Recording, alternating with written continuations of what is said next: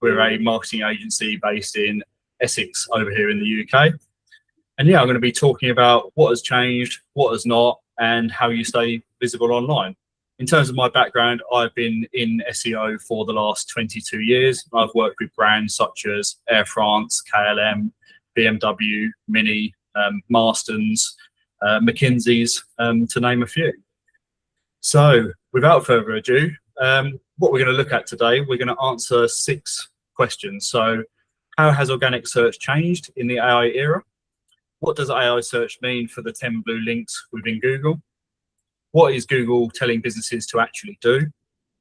What practical actions can you take to show in AI results?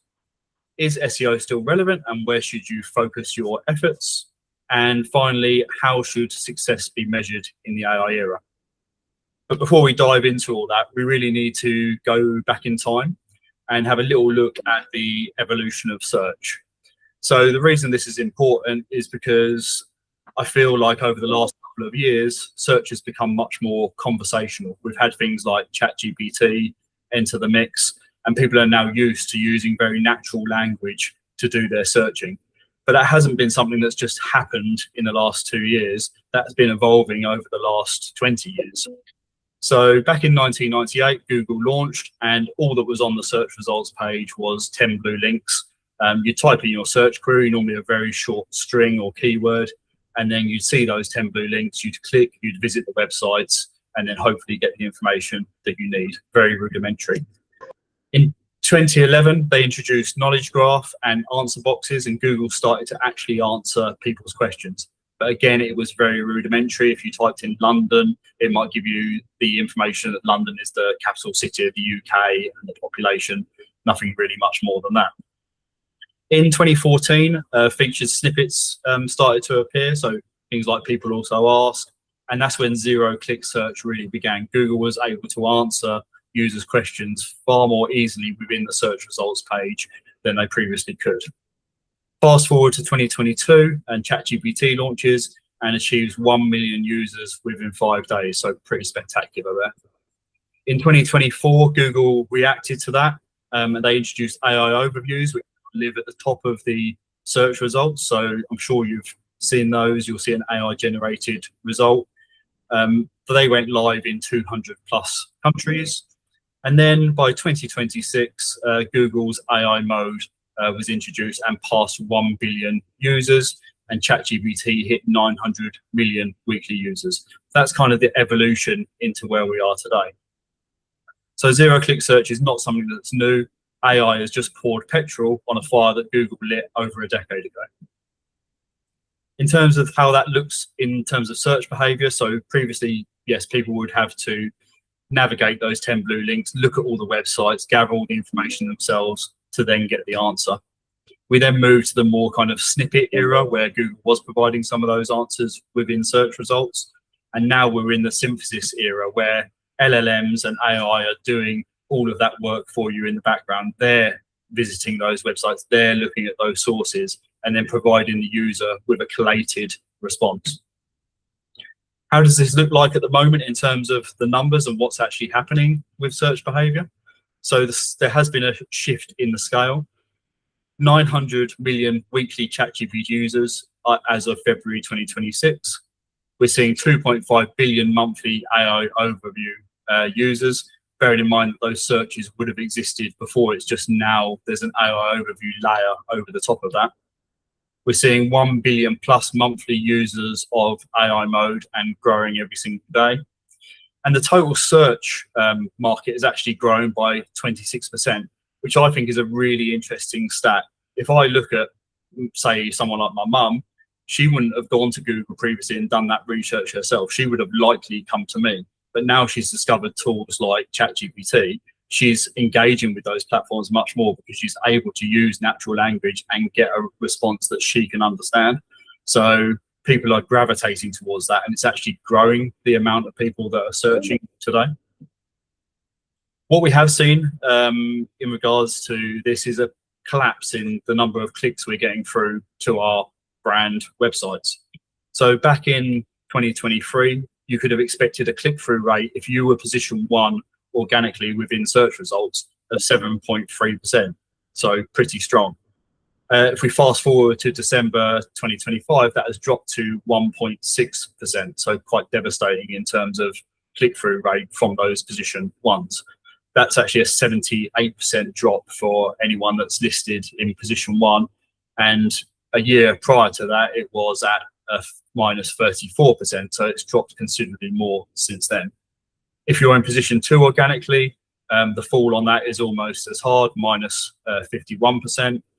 And then an average approximation of 93% of interaction within Google's AI mode does not result in a click through to a website at all. So anyone that's using Google's AI mode, which is a similar experience to ChatGPT, they're not going to be clicking through to your website. What you may be seeing if you use Google Search Console to look at your data, year over year, you're likely seeing that your impressions are up, but your clicks are down. So the amount of times you're being cited within Google has increased, but the number of people that are actually clicking through to your website has decreased. The clicks that actually survive and make it through to your websites are worth a lot more. So if we look at this study from SimilarWeb, we can see that ChatGPT referrals converted at 7.1% against 4.1% conversion rate for Google Organic. So what that's telling us is that traffic that comes through to our websites from ChatGPT is much lower down the funnel in terms of their journey and much more likely to actually convert. And that's likely because the user has had a good conversation with ChatGPT and they're in more of a buying mode when they actually reach your website. Interestingly as well, AI visitors look at nearly twice as many pages and stay on your website twice as long as any other source. What we're not getting from ChatGPT is the volume of people coming through.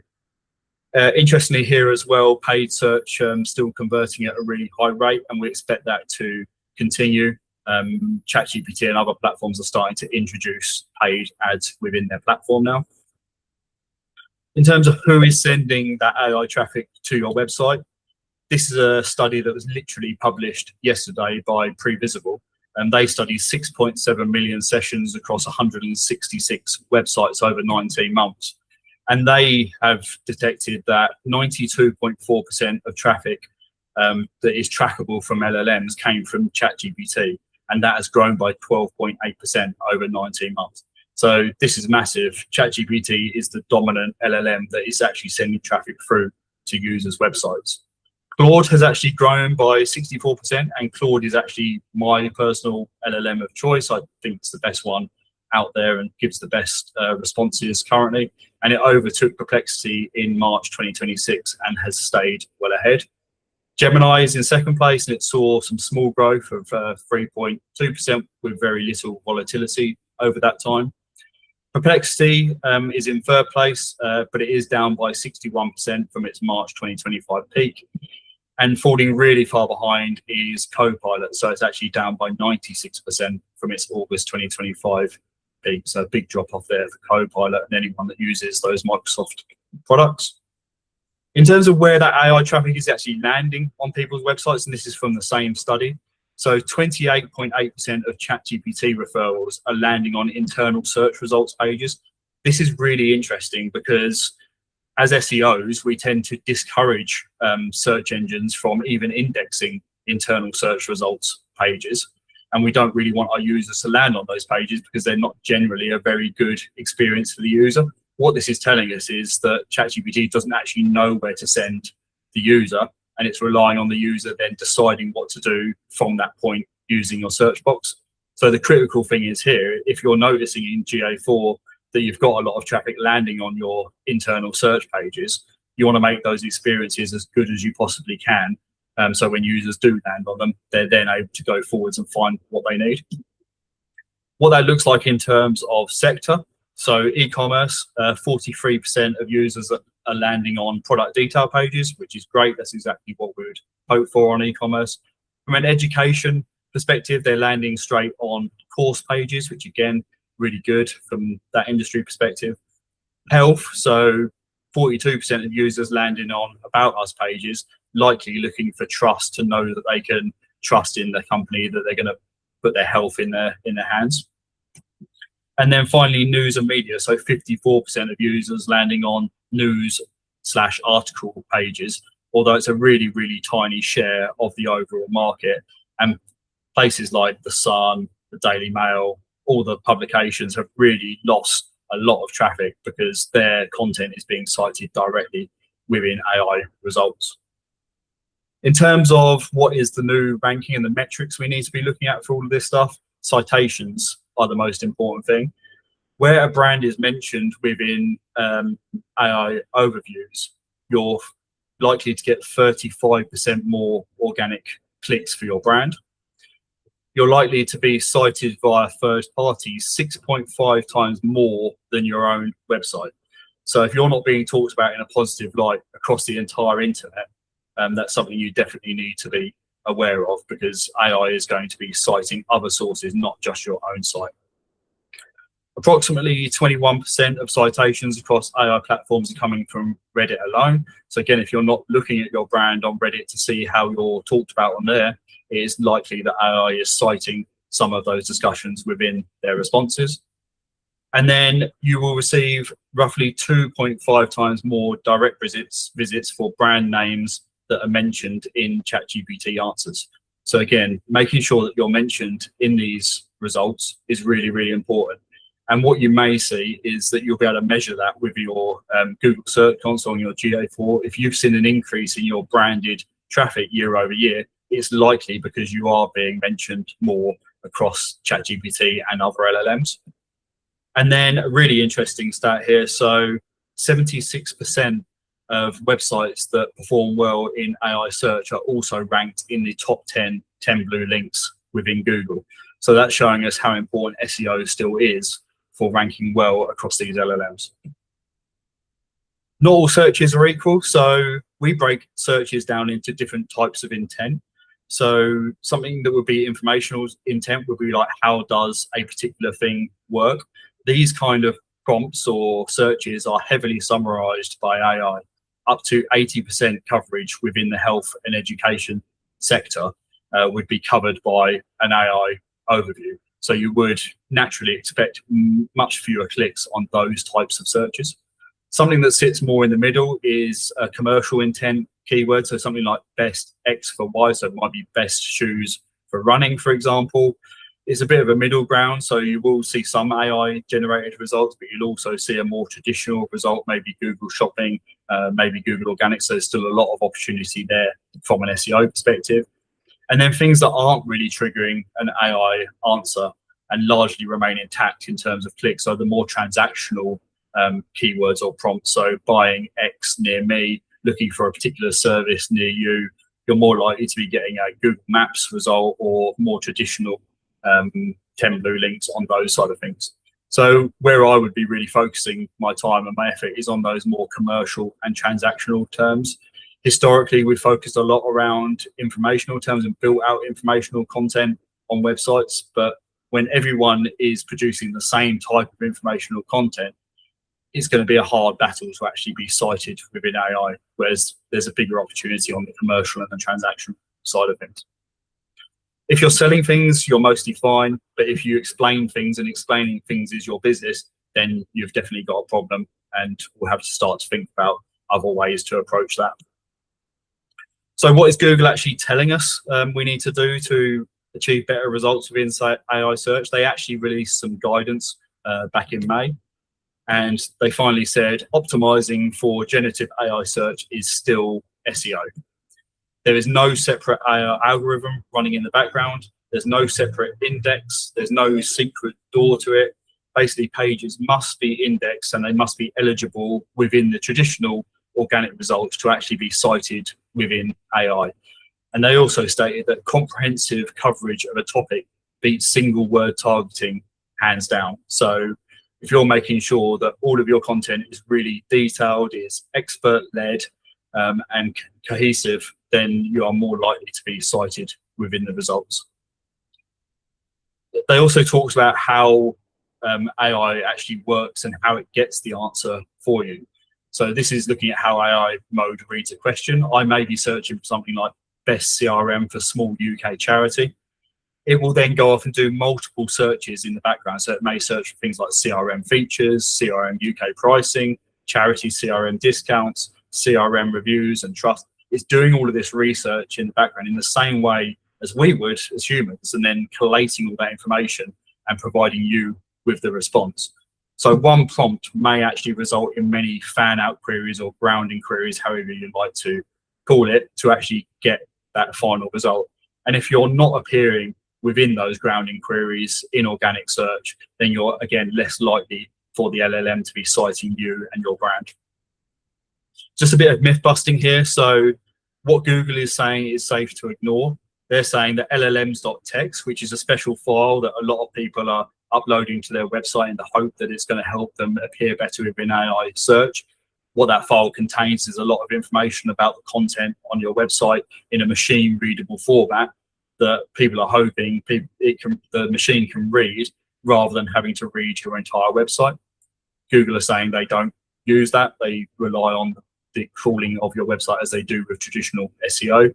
And they're saying you don't need any special AI markup on the page. They're saying you don't need to chunk your content or rewrite your content for AI purposes. Chasing inauthentic brand mentions is something that you shouldn't do, and I completely agree with that. It comes back to the traditional SEO side of things, where we wouldn't chase backlinks or cheap backlinks and try and kind of manipulate the system. Special schema data that is purely designed for AI features. So those are all things Google are saying is safe to ignore. What they're saying actually matters is unique content that has a first-hand point of view, making sure your website is crawlable, indexable, and eligible to appear within search results, that you're demonstrating authority, trust, and that you have named experts on your website. And this stuff all relates really well back to SEO. So making sure that you are a trusted brand within your industry is always going to help you rank better within organic search. And finally, that you've got quality images, video, and a really good page experience. Because if your page experience and your journey on your website is good for users, it's also going to be good for search engines and for AI search. So this guidance is written for Google's benefit. It's written by Google, and not everyone really agrees with this whole story. So there is a counterpoint opinion. It's not necessarily the truth, but it's good to look at these opinions. This quote is from a guy called Mike King. He's from a company called iPull Rank, and he's one of the industry leading experts when it comes to this stuff. So he said, the company with the most to lose from a multi-platform world is obviously Google. They don't want the likes of ChatGPT and others to take over what they've grown over the years. But they do have history within their organization. There was an internal document that was leaked back in 2024, and it showed that the public guidance that Google were giving out didn't match the internal reality of Google's documents. So there's quite a lot of divergence there. It also means if we say that AI search is just SEO, it means it falls within the same scope and the same budget. If we don't label it as AEO or GEO, then teams aren't going to win new funding, and it's not going to get the executive attention that it actually deserves. And then finally, Google are only focused on one ecosystem. So ChatGPT, Claude, Copilot, Perplexity, they all retrieve information differently, and they need a completely different strategy and a completely different playbook to optimize for those platforms. So just going back to that leak from 2024, so Google publicly denied that domain authority metric existed for years, but the leaked files did actually confirm that Google does use a site-wide authority metric. And there are lots of other examples like that from the 2024 leak that you can go and read about. So where these skeptics have a point, so llms.txt I've already touched on. Google is saying Google do not read it, but other LLMs such as Claude and a few other systems do potentially read it. Well, we know that they read it from looking at activity on servers. Whether they use it or not is another question, and I'm still very much in the camp that we don't need to be implementing llms.txt on our websites currently, although that may change going into the future. Content chunking. So Google are saying no need to break your content into pieces, but the nature of how AI platforms work is they do this anyway. So they will read through passages of content and they will form their own chunks and passages of content that they will then provide back as a response. So if you're able to serve them something that is a really easy, cohesive format that answers a user's query, then it could be likely that they're going to retrieve it and cite that exact paragraph of content. And they also do this based on a scoring mechanism that I won't go into detail about today, but there is evidence that chunking does work across LLMs. Writing for AI specifically, Google saying just write naturally for humans. But again, like I said, retrieval does run on similarity scores. So tight, specific, self-contained passages of text do win selection from what we're seeing. So there's a few things to bear in mind there. And Microsoft are actually doing really, really good work on their side with their Bing Webmaster Tools platform. So it's a very similar platform to Google Search Console if you've ever used that.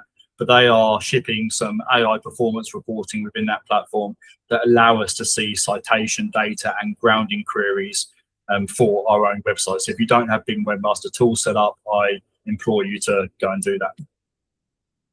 So part 4, I just want to talk about what our process is for optimizing for LLMs. So we break this down into 5 steps. The first one being discoverability. Can our website actually crawl? Can AI actually crawl our website and find the information? We then look at prompt research, and do we know what users are prompting and putting into these AI systems? We then look at data collection and analysis. So once we've done our prompt research and we've agreed what prompts we want to be tracking, we put those into a system where we can track and see whether our brand is being cited and what content is being cited from our website. We then do analysis of that and assess whether our own content is fit for purpose and whether it answers all those questions or not. And we will also look at our competitors' content as well and do analysis on that. And then we also do continued monitoring. So just like with traditional SEO, where we track where you're ranking on a daily basis, we track where you're appearing within prompts across LLMs on a daily basis as well, because things change at the drop of a hat. And if your brand visibility dropped from, say, 80% down to 40%, we would want to know about it and we would want to be able to react to that. So in terms of discoverability, making sure that robots can actually crawl your website is the most important thing. So ChatGPT has its bot called it's called GPT bot. You've got Claude bot, Perplexity bot, and they will crawl your website and look at all the content. If you're blocking them from doing that, then they won't be able to do it. They won't be able to retrieve your content. The most simple way to check this is to open up your website and go /robots.txt. If you see any mention of GPT bot in there, Claude bot, alongside the word disallow, then you know you may have a problem. You may be blocking those bots from accessing the website. You could also be blocking at a server level with something like Cloudflare. So it's always worth checking with your techs to see whether there are any blocks in place. Look at your log files and make sure that these bots are accessing your website on a regular basis. We then want to make sure that we're not hiding any text from behind JavaScript. So JavaScript allows us to make some really beautiful looking websites, animations, all of that kind of good stuff. But if you don't have raw HTML behind that, LLMs don't render JavaScript. So the best way to check this is to view your page source. And if you're able to find the text within the HTML that is actually on your page, then a bot will also be able to find that text without rendering the JavaScript. So it's a fairly easy check to do that. You want to make sure you're in all search indexes. So you need to be in Google and Bing. So when those grounding queries happen, AI is able to cite you off the back of those. And again, the easiest way to check that is to do a site colon and then your domain name within Google Chrome or any browser. And that should show you a list of pages that are indexed by Google. It won't show you every single page on your website. So don't panic if there's some pages missing from that. As long as you're seeing a good amount of pages that are indexed, then you know you're on the right track there. And then finally, for discoverability, making sure your pages are easy to read. So you've got clear headings, you've got plain HTML, your pages are fast loading, you're not hiding content behind logins or paywalls, you don't have pop-ups that are blocking content in any way, just making sure it's as easy for machines to read and for humans to read as well, because that provides a better user experience. So that's how we make sure we can be discovered by AI. So now talking about what we do for prompt research and build up a database of what customers may actually be asking LLMs about your brand. So unfortunately, we're really, really limited on data at the moment. So ChatGPT, Gemini, Claude, and Perplexity don't provide any data about what their users are searching for on those platforms. But what we do have is some data within Google Search Console across some of the AI surfaces, like AI overviews. Unfortunately, it's mixed in with all of the traditional rank tracking data as well, but there's still some ways we can use that, and I'm going to show you how today. Bing Webmaster Tools, so they use Copilot. They have the Copilot grounding queries report that shows you what queries they're making, and then we're able to use some of that data to help us with our prompt research. Your real customer inquiries, now this is a really good one that's worked really well for some of our clients. We could look at some of their customers' inquiries, and then we could run some of that information through an LLM to actually generate prompt ideas. And then third-party tools, so things like SEMrush and other tools can provide some really good data that can help us with prompt research. So no single source, unfortunately, tells us the whole story, so we have to adapt our own methods to be able to make some best guess assumptions when it comes to what people may be typing into these platforms.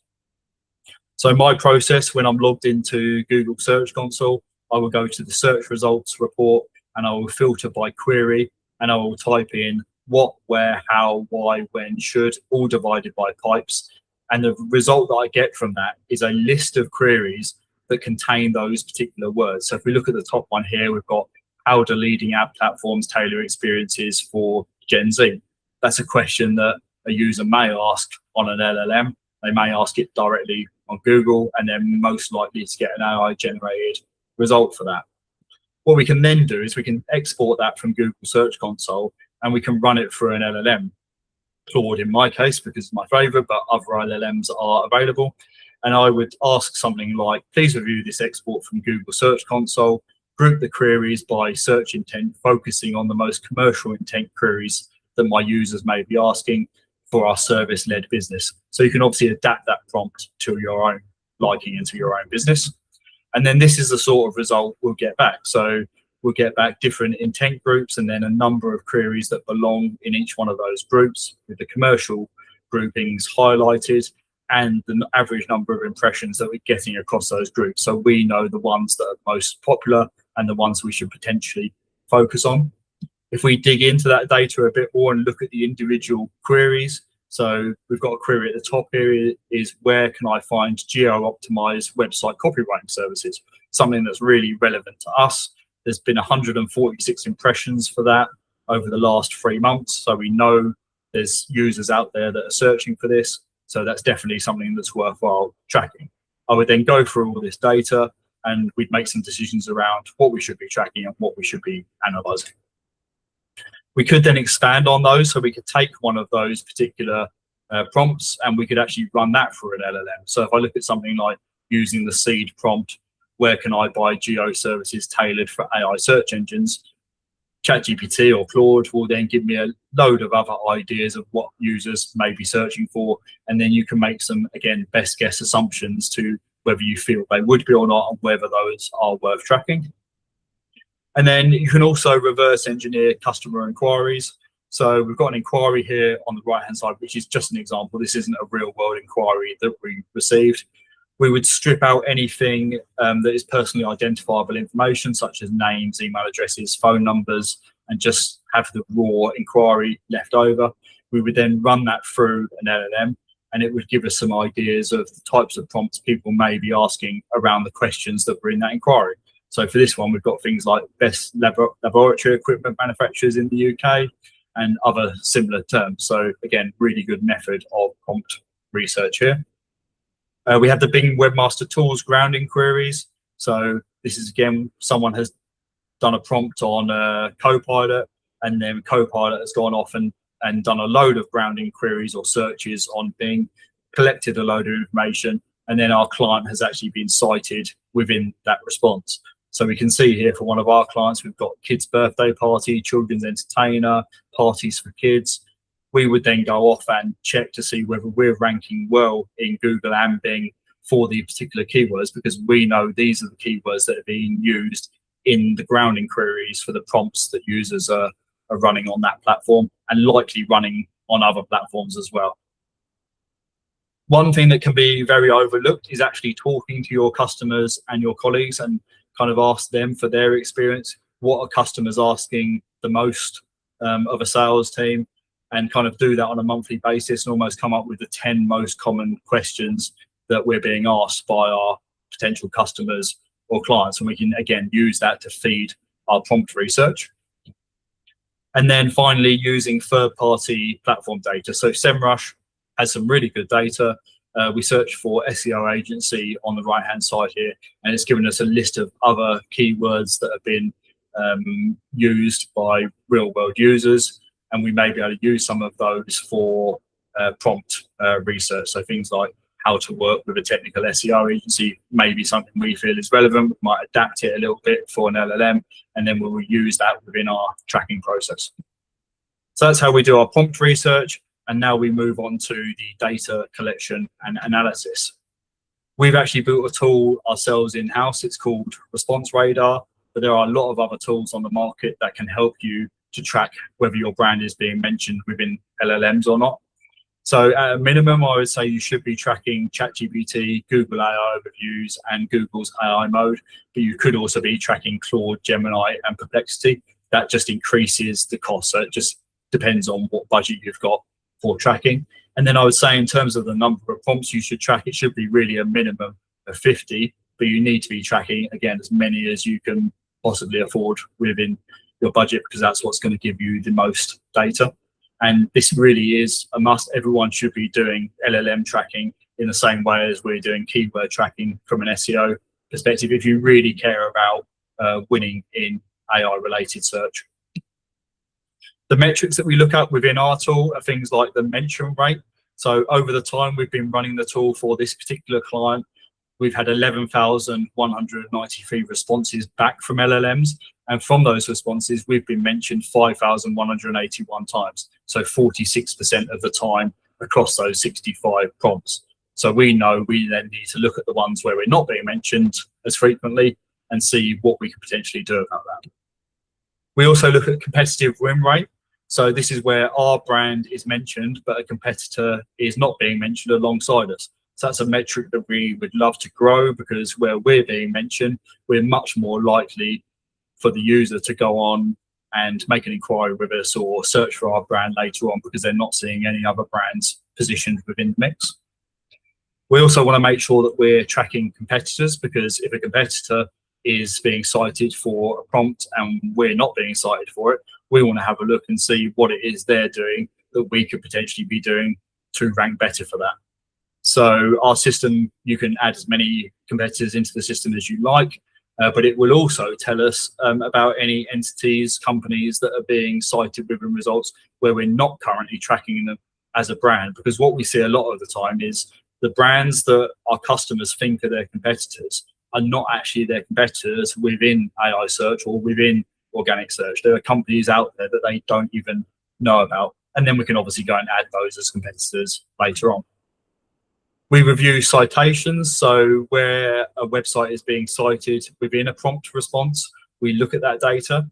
And it's not just websites or brands that are being cited within those responses. We see Trustpilot, Facebook, YouTube, Reddit as kind of the top 4 sources that are cited within AI responses. So it's also really useful to look at those sources, see whether you're mentioned on those platforms, and if you're not, do something about it.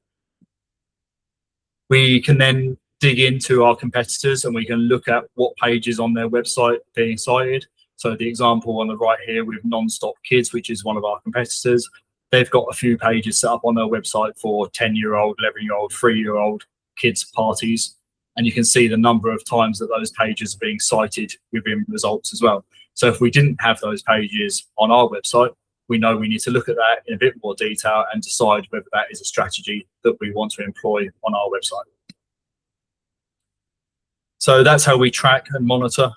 Now looking at the actual analysis of the content and whether your content really answers those prompts and where the gaps are to build on that. So if you're going to remember one thing, if a question has no close match on your website, then AI has no reason to mention you for that particular prompt. So you want to look at your content and categorize a gap list. Where do you need to build out new content? and prioritize that by whatever has the most commercial value for your website. You then need to create a fixed list. So any existing pages that you've got on your website, maybe some of them are being cited within AI results sometimes, but not all of the time. You may want to rework those pages so they truly do answer the user's question. And you want to run that on a regular basis and track your coverage. We all know that when content is produced, it doesn't get uploaded to websites straight away. The timescale on these things, there can be red tape that you've got to jump through as well. So making sure that you track this over time, so when things are changed on the website, you know what impact it's having for you. This is very similar to keyword gap analysis that we would do in SEO, just slightly tweaked for the AI world. What this coverage report may look like, and this is kind of a stripped down version of our coverage report, but if I wanted to appear for the prompt, how do I choose a supplier for X? On this particular website, we've already got a choosing a supplier page. It's a really strong page, but there's a few things we could do to polish it. So that's probably what we should do there. For a prompt such as what does service Y cost? We have a landing page on our website, which is a services overview page, but it doesn't contain anything about pricing or costs. So we know we need to completely rework that page to make it relevant to the LLMs. And then finally, is X better than Y for small firms? We don't have any kind of content on the website for that at all. So that goes on our gap list, and we know at some point we need to create that content in order to be cited for it.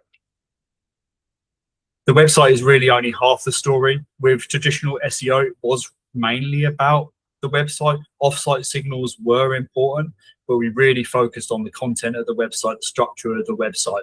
Whereas with LLMs, they're not just looking at the pages on your website or the content on your website. They're looking at lots and lots of other sources: reviews, news and PR, forums and social, directories and maps. And news and PR are especially important when it comes to optimizing for LLMs, and I'll explain why in a second. The trust signals that really move the needle in terms of AI search, things like reviews. So do you have reviews on Google, Trustpilot, TripAdvisor? And are you getting praise for those reviews as well? Because LLMs will cite the negative as well as the positive. And you want to make sure that if you do have negative reviews, that you're responding to them in a good way, so LLMs can actually cite those responses within their answers. Local presence, so for things like near me and localization prompts, AI is leaning towards Google Business Profile and Maps data and local directories for those types of responses. So making sure that all your profiles are up to date across the web is really important. And then the media and PR side of things. So you'll probably have seen lots of kind of best of lists. So it might be like the top 10 CRMs for charities or something like that. If you're listed within those types of content across various publications, AI is more likely to cite you as a recommended platform or brand. And then moving on to continued monitoring.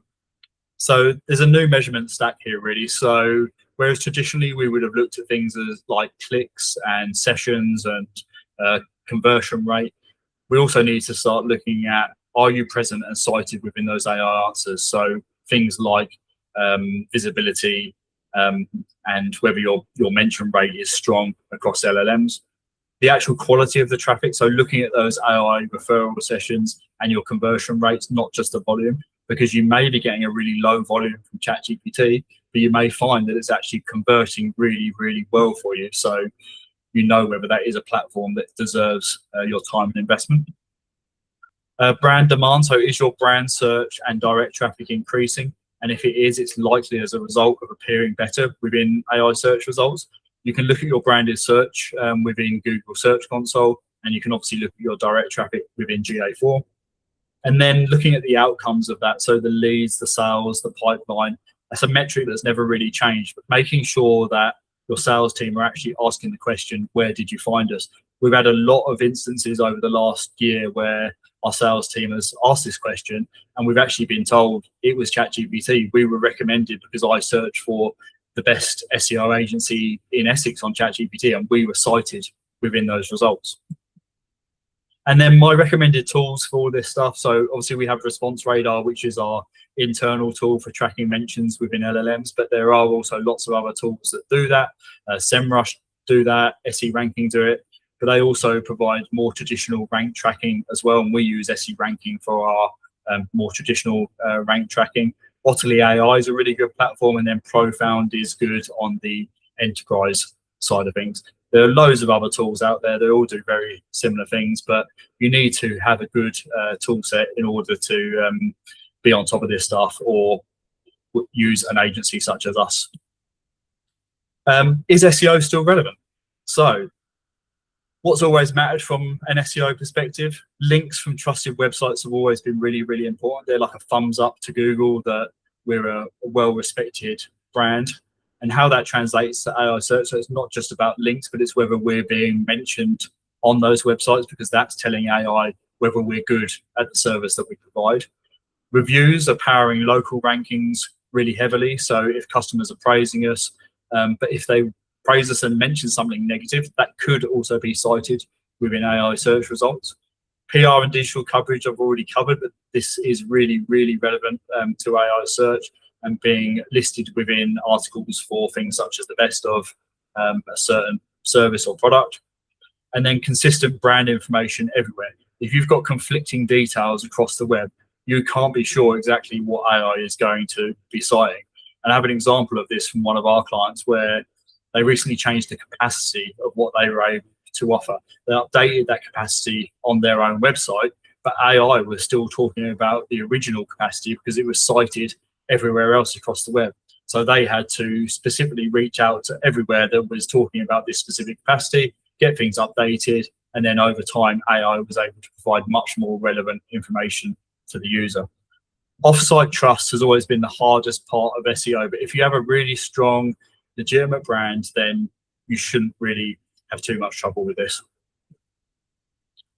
The new job of SEO within AI search. So from an SEO perspective, it's always been really important that the foundations of our website are really strong. The technical health, the crawlability, the speed, the navigation, that's all stuff that's really going to help in the world of AI search. Authority, so we've already touched on that quite a lot, but earned authority, where you are the actual expert within your industry, is going to land much better in AI than something that you're potentially paying for. And then being the answer, so making sure that your content is structured so humans and machines can extract those answers clearly and cite you within search results. And that's also going to help with your traditional organic search results. So it's kind of the same discipline, same brief, but we're optimizing for something different. Whereas previously we were optimizing for clicks, now we're optimizing to actually be the presence within the answer across these platforms. Content that wins within AI search, so things that aren't working very well are the kind of generic explainers and listicles, definitions and commodity kind of how-to content, and recycled consensus with no viewpoint. And that's because this kind of content exists on so many locations, so many sources across the web, that unless you are really the strongest brand out there, it's unlikely that you're going to be the one that is cited for it. The things that are earning the citations, the mentions, and the clicks are things that have original research and data backing them, first-hand reviews and case studies, and things that have named experts with really strong opinions. And I will touch on AI generated content as well, because I'm sure there are people out there that are generating content using AI and doing that at scale. I have seen this done at a very big scale, like hundreds of thousands of pages of content generated by AI. But Google are really cracking down on this. They did a spam update a couple of weeks ago. They don't want that stuff in their index. They don't want that stuff being cited by AI. And if you are using AI to generate your content, then you're only going to be regurgitating the same information that is already out there. You need something that has a different spin on it and a different opinion and an expert opinion to really rank well within AI search. So what comes next? And these are my predictions for the next 12 to 24 months. So I believe AI mode within Google is going to kind of become Google's front door. I'm already finding myself thrown into AI mode more and more than I was previously. And those 10 blue links are kind of going to fall by the wayside, especially as Google start to introduce paid search into AI generated results. Could I see AI mode completely taking over and then not being any 10 blue links? Yes, I could definitely see that. And I think that would actually create a problem for the likes of ChatGPT, where they are using Google for their grounding, because if they're not going to be able to navigate those 10 blue links, then they're not going to be able to do their grounding very easily. Ads are going to arrive everywhere within AI. So we've already seen ChatGPT go live with ads in the UK very recently. So organic citations alongside those ads are going to be more valuable as a result. And it's definitely something you should be trialing. We're trialing it for ourselves. We're testing it with some other clients just to see what kind of results we get from ChatGPT ads. Measurement is going to really matter. So Google Search Console have released AI reporting within their platform, mainly because they've been forced to, and it's not very good. They've kind of given us the bare minimum information. It's not very helpful. It tells us which pages on our website are being cited within their AI surfaces, but it's not giving us much more than that. So proper AI visibility metrics are likely to become a standard, and we're already seeing this form with things like the visibility score side of things. I put potentially high volatility. I think this is pretty much a given. Last year, ChatGPT made a change overnight, and we saw AI referral traffic half for a lot of our clients. So watch out for those big swings that are likely to be happening over the next few years. And then content is kind of being split in two. So commodity and informational content has much less value, as I explained, and the experience, data, and opinion-led content are becoming the premium. And then something that's even beyond the next kind of 12 months is the agentic horizon. So this is where AI is going to be not only providing users with the answer, but acting on behalf of the user. I do see a world where we won't visit websites a lot of the time, and the agent is kind of doing that for us in the background. Maybe it's making a theatre booking. AI is giving us all the information we need to be able to make that booking.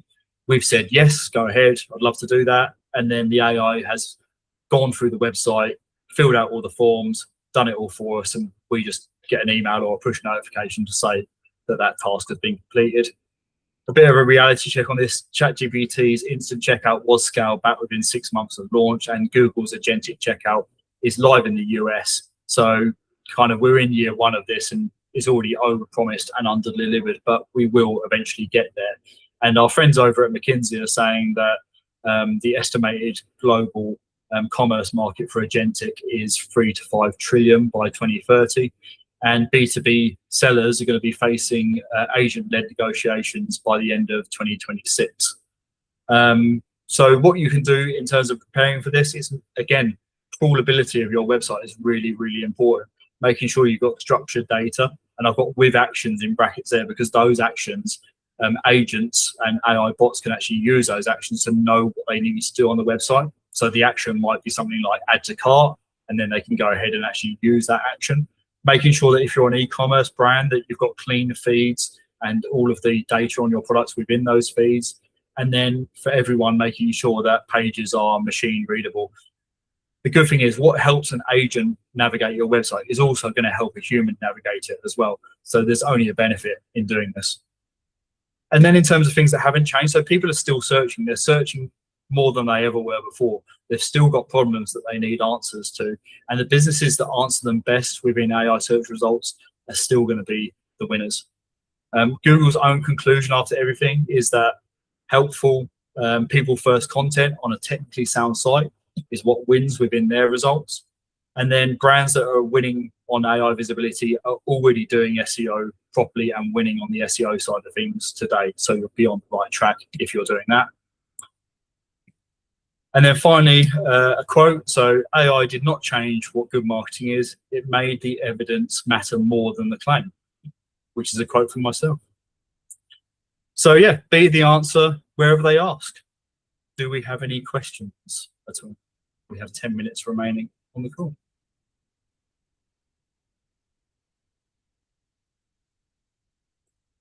I see a hand. Go ahead, Kieran. Hello, Sam. Thank you very much. That was really, really insightful. I was just curious about kind of the size and trajectory of AI. So like, I appreciate you're not an economist, but like you and I went to Brighton SEO last year and every talk was about AI. Everyone was talking about every single detail you can imagine. And then when we went this year, it felt like it had slightly dampened in terms of people's excitement for it as a technology. Do you think, you know, there's always talk of like a bubble and things, but do you think that we're maybe nearing the peak of AI usage? Do you think it will simmer out like any kind of technology? Like, what do you think is going to happen in the next few, I mean, even this year? Like, do you kind of see it dipping a little bit? I think there has been a bit of pullback, especially when things haven't necessarily worked out how companies say they were going to work out, especially on the e-commerce side of things. But I think we are still on that path of growth and adoption of AI systems. When Apple released Siri powered by Gemini, I think we'll see a spike in, I've just actually set my Siri off by saying that. Yeah, I think we'll see a spike in activity and usage, especially within generations where they haven't traditionally used search. If I, again, look at someone like my mum, who hasn't traditionally used Google much at all, but absolutely loves ChatGPT, I think there's still a lot of headroom for adoption there. And I do have one other question, which is just, you mentioned at the start, and I know that you absolutely love Claude. Why Claude over the other ones? It's more of a personal preference for me because I'm using Claude for a lot of vibe coding, and it's definitely the best platform when it comes to coding and development of the kind of tools that we use here within the business. Saying that, I do think it does give better responses. I think the kind of grounding and research behind its responses are better than what ChatGPT produces, but it is personal preference, and platforms like Gemini and ChatGPT are better at image generation and other things. So I gravitate to whatever is going to produce the best result for me. I don't just stick to one particular platform. Cool. Thank you very much. Do we have any other questions at all?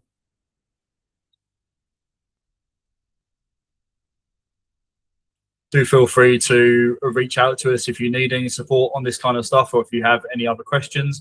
We will share this recording as well if you want to pass it on to any colleagues. But if we don't have any further questions, then thank you everyone for joining us today, and have a great evening. Thanks everyone. Bye bye.